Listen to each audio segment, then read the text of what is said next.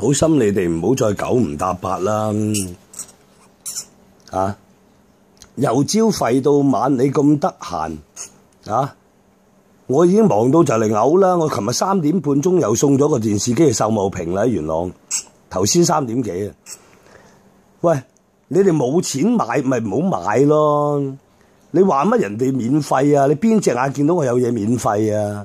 我免費翻到嚟嗰啲，我就平賣俾人哋隔離屋嗰啲唔啱用，梗係賣翻出去。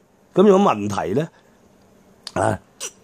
我其他嘅邊件你見到我大量用品買啊嘛？我真係我仲有大把，我全部真金白銀買翻嚟嘅差一個有錢買翻嚟啊！你吹咩我有咁大個地方去擠啊！你吹咩？你有冇啊？你冇啊嘛？你冇本事啊嘛？咁就唔好嘈啦！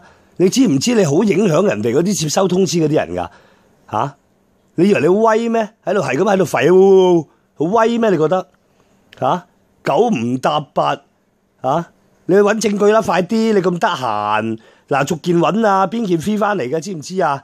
你真係九唔搭八噶，我覺得你真係唔想用呢啲字眼嚟話你噶，大家文明人嚟噶你真係老土到你啊！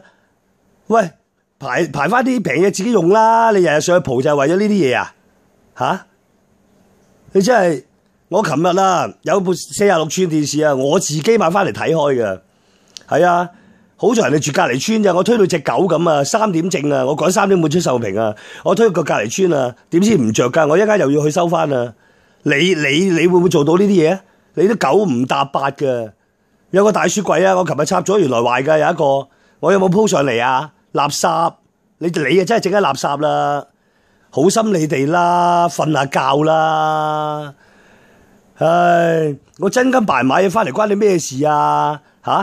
人哋炒股票買啲股票翻嚟啦，轉個頭賺錢啦！你吹咩？你有冇錢炒啊？你冇啊嘛？你冇匿埋啦！阿面具人，阿賤女人都唔想咁話你啦，整緊垃圾嚟嘅成班。